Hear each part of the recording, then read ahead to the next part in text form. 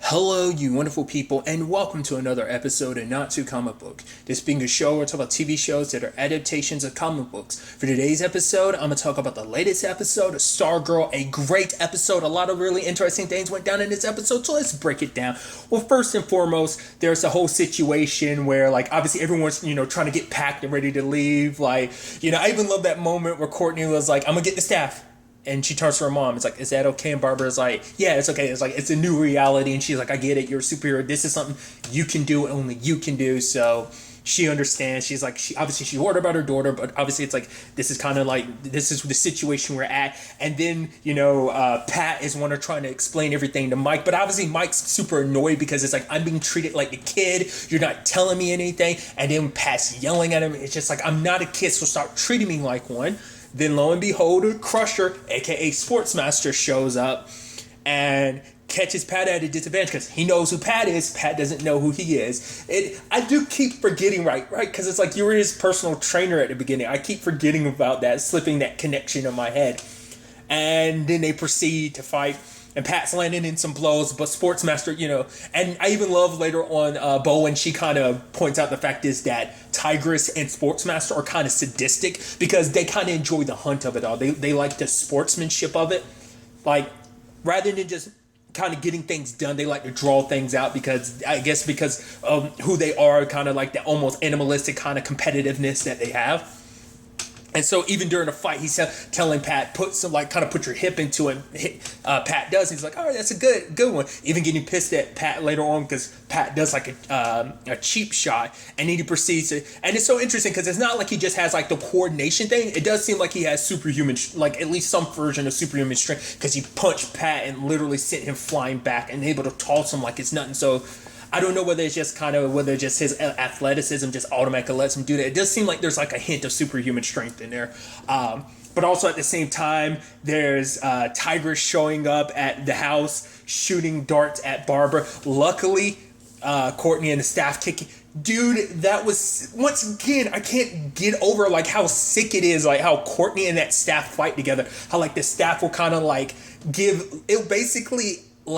give her a layup / alley-oop because it will just be like it'll hold someone, like it held Tigress up at one point and Courtney got underneath and kicked her. I was like, dude, with the 1-2 punch, I was like, that was sick. Even at one point Barbara's laying on falls, like she's about to fall backwards because she gets tripped, but the staff gets underneath her and catches her. And then every time Tigress is trying to hit her, the staff is moving unaware. I'm like, dude, this is sick. And just like in combination with Courtney and everything, and you could tell Barbara's impressed and everything. And the final blast from the staff sends Tigress out the window, and she's like, Courtney, she's like, yeah, I know, Mom. It was dangerous. She's like, no, that was awesome. It's like, dude, it really was. I was like, that's so sick. That's what I mean. It's like, Courtney has such a very unique fighting style compared to like any other suit. I mean, like literally when you break down every, like even just DC shows alone, like each one of the superheroes definitely, like Green Arrow, Green Arrow in general fights very differently than the Flash because these are characters who have more of a fight. Because Barry's main thing is his speed, so he doesn't really have too much of a fighting style. It's more like if you don't have superpowers, you kind of like compensate for it with just, like I said, it's just, Courtney's athleticism, her gymnastic abilities combined with the staff allow her to kind of have the fighting, style that she does. At the same time, Pat's getting the crap beat out of him, but luckily Mike showed up and stuck a drill in Sportsmaster's back. And luckily, Pat was able to knock him out. And just Mike is like, oh my God, this is a rope. Wait, Dad, you built this? He's like, that's actually pretty damn cool. So it's like, all right, let's get out of here. He puts S.T.R.I.P.E on autopilot. Courtney and Barbara leave. Then they go to the cabin. Everyone's meeting up because you could tell Barbara's shocked because Beth, Yolanda, and Rick showed up. It's like whoa. So Courtney's not the only kid involved. There are other kids involved. It's like wait, someone's rolling up. Oh, it's Justin with KFC. Hey. Oh, one more surprise. S.T.R.I.P.E's coming in, autopilot and everything, because this is also Barbara's first time seeing it. And, you have Mike being like, when did I get to, when you going to teach me how to drive that? And, Pat's like, never.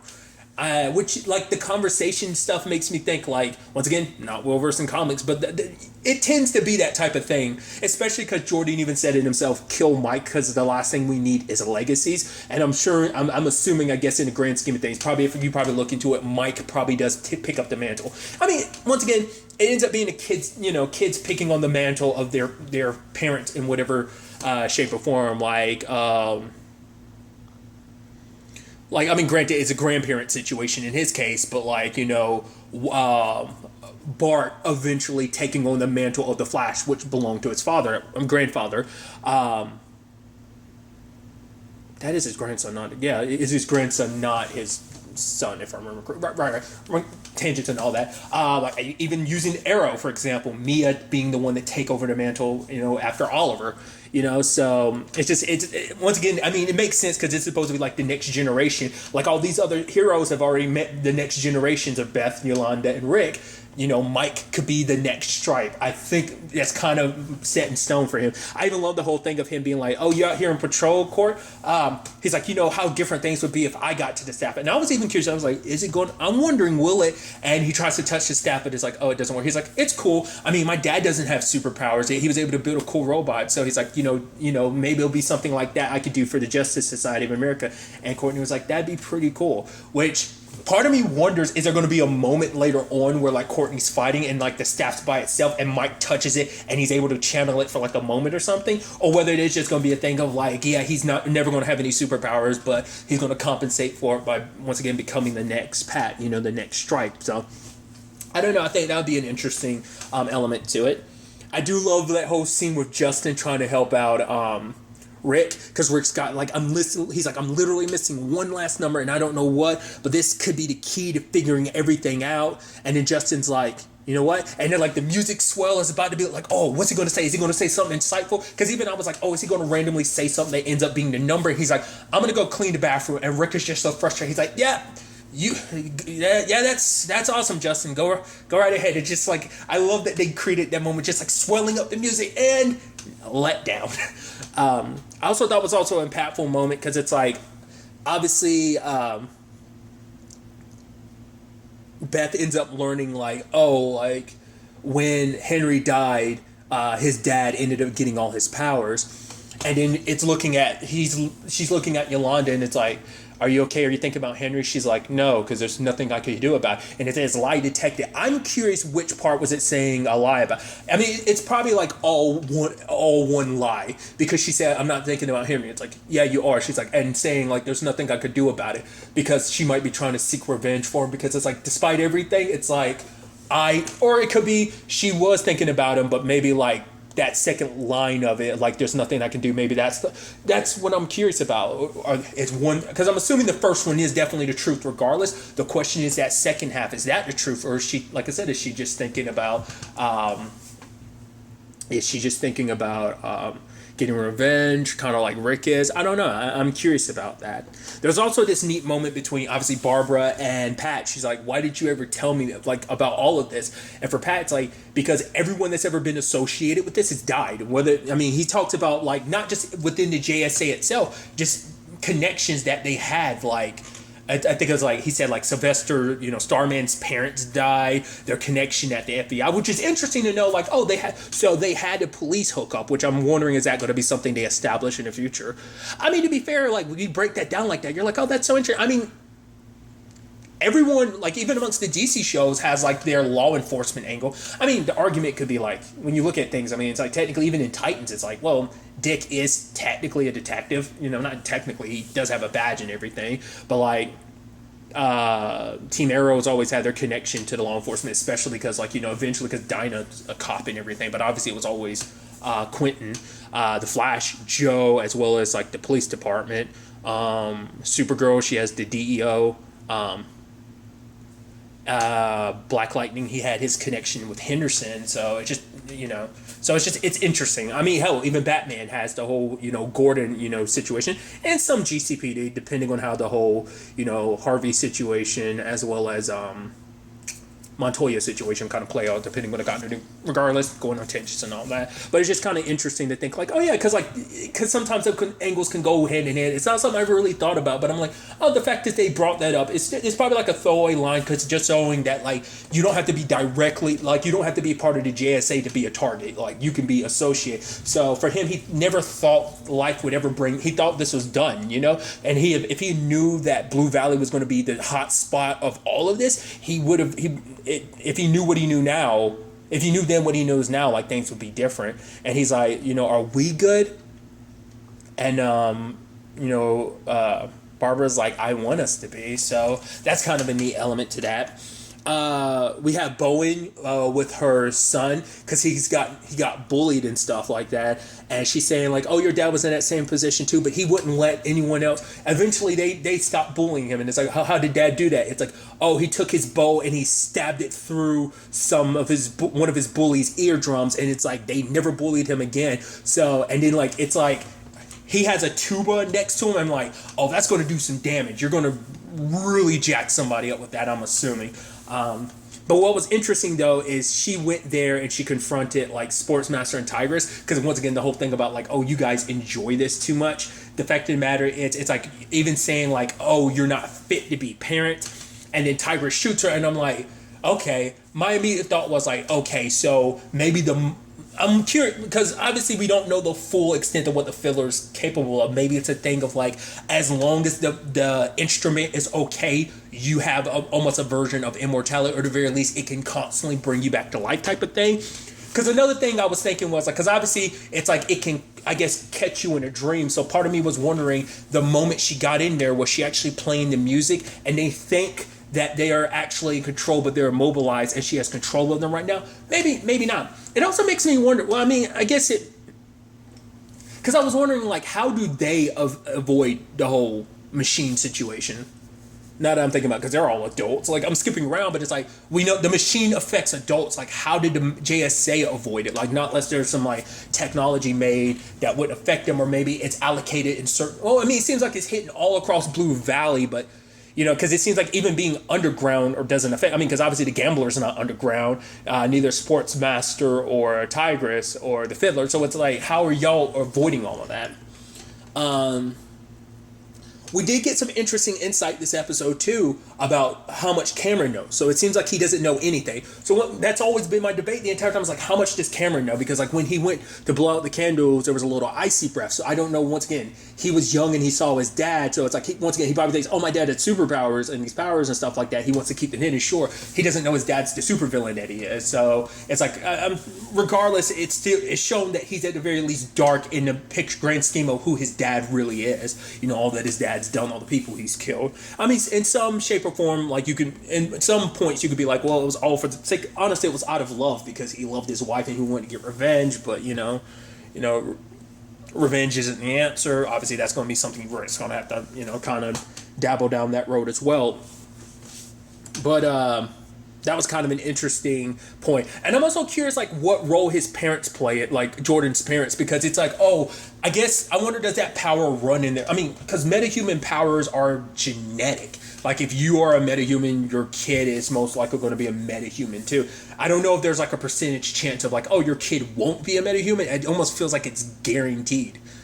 Because once again, the Flash is such a weird case because it's like, with their abilities... like speedsters, it's all comes from the Speed Force, so you're kind of chosen. So it doesn't work like every other metahuman situation, even though it's like, well, Barry had a kid and, Nora ended up having abilities. She ended up being a speedster too, so it was genetic. But I think it's like you're predisposed to it, but maybe the Speed Force kind of decides, whatever. I'm going on a tangents. Once again, it just kind of got me thinking about that. That's always been something I've never been 100% sure about. I'm sure it's like literally, because I think it works the same way in Marvel with mutants. I think with Inhumans are the same as well. Like if you're an Inhuman, you're regardless.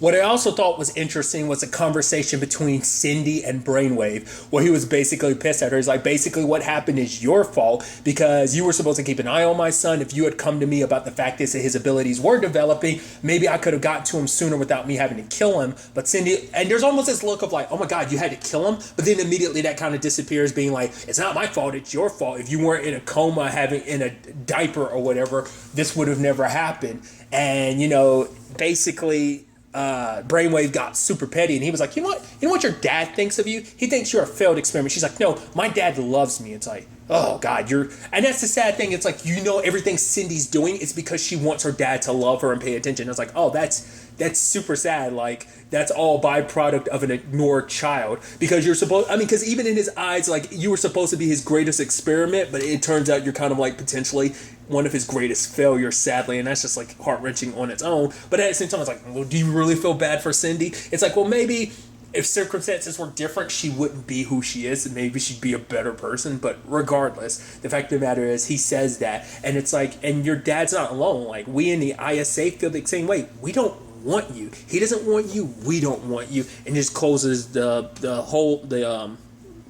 opening on her, and so she gets kind of left out of everything again. So it's just like fighting so hard for a group that doesn't see you as an equal, doesn't see you as anything other than a failure like your dad does. So it's like, I'm curious to see what that kind of, also that should also prove something too. Brainwave is willing to kill his own son. Who's to say Ito isn't willing to kill you as well if you continue to prove? Maybe he'll reallocate some of the aspects to you. Or maybe he'll start fresh. He'll be like, you know what? You're a failure. I'm going to make a new daughter, a new and improved daughter. Maybe. We still never found out whatever happened to her, like her stepmom. She just like disappeared. We don't know where the hell that is. Whether she's probably one of those zombie people walking around, or maybe she's just packed away somewhere, or maybe he disposed of her because she failed at a job. I don't know. Regardless, there's all of that, but also Brainwave gets hooked up to the machine, and I thought it was kind of interesting because Ito was like, okay, so either this is going to work, or like the cells in front of like your frontal lobe, they're all going to go away. Your spine is going to melt into fluid.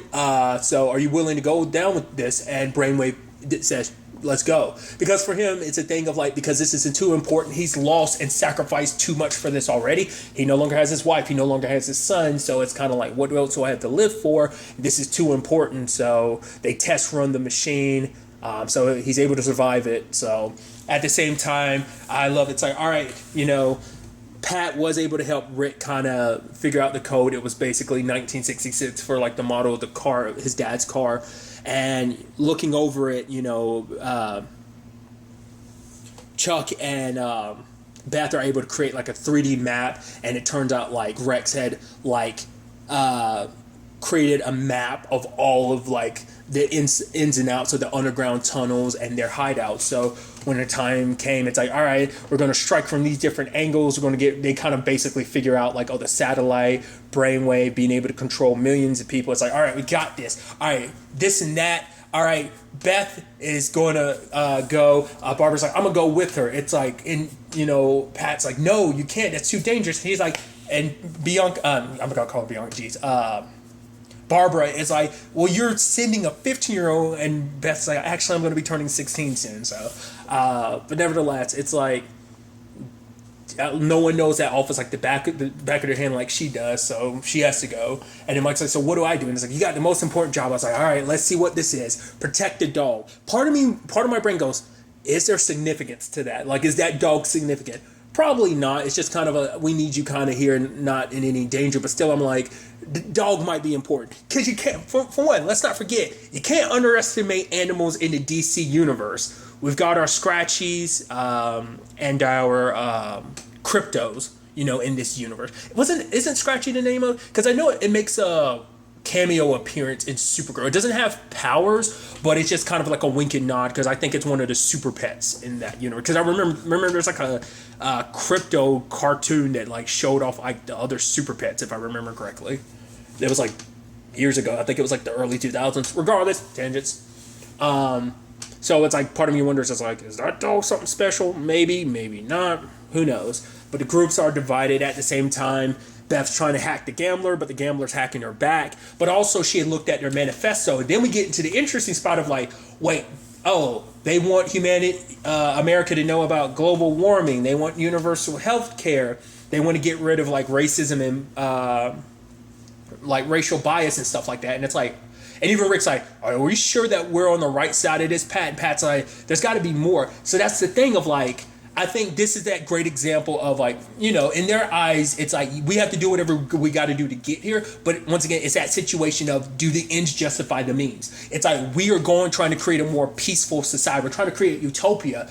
We have to kill a couple of people along the way, have to potentially brainwash a couple 100 million people, 25% of which will potentially die because reprogramming their already developed brain is a lot and will most likely end up killing like 25 million people, which is like, but it's kind of like, it's a necessary sacrifice because this is for the greater good of not only for this nation but for the future, because like we're building a place that our children can grow up in and prosper and create a better society for them to be born into. So it is that thing of like there's a type of villains which they think they're doing the right thing, and like from one perspective you can look at, it's like the Light Yagami situation. What did Light do? Once again, bringing it back to Death Note. For him, he thought like, I'm killing all these bad people. Which one side you can be like, I can understand that, but also at the other side, it's like it's not okay to kill people, even if they're bad people. That's like the whole complicated nature of Death Note, like the whole Light versus L situation, or Light versus N, or so on and so forth. But still. It is it's a complicated thing. So it's showing that they do have that potential, like they do have the best interests at heart. Granted, some of them are going about it a little psychopathically, because it doesn't almost seem like Sportsmaster and Tigers don't really care too much about that. It almost seems like the Gambler doesn't care too much about that. But, everyone else within the group Ito seems like he's more interested in what they can accomplish. It's hard to, I think he's coming at this more so from a scientist perspective of like, ooh, look at what we're able to do when we're capable of. That's about it. But obviously device, I like that twist where it's like, it's not 30 minutes until the device gets turned on. It's a counter telling us 30 minutes. The device started at 30, and that's how long it's going to take for Brainwave to have complete control. So we see Barbara's under his control. We see that Justin's under his control, and so is Pat. Which now Courtney's going to have to fight S.T.R.I.P.E. So that might actually be where Mike comes into play, because Mike might be the one who has to pilot S.T.R.I.P.E. because kids are unaffected by this. All the adults are. So this might be a situation where like the kids are going to have to, obviously, like fortunately for all of them, they don't have fully developed brains yet. So luckily enough, because of that, they're not affected by the device. But once again, it brings up my earlier question: how the hell is the ISA avoiding this? Like, I guess it was fine tuned to not connect to their brain frequencies or whatever the case may be. It's going to be interesting to see where all this ends up taking us. Next week's episode is going to be the season finale, and I cannot wait to see how this season ends up wrapping up. But really, that's all I'm going to talk about. So the next time we meet, be happy, be safe, live life to the fullest, and enjoy it. Good day, and goodbye.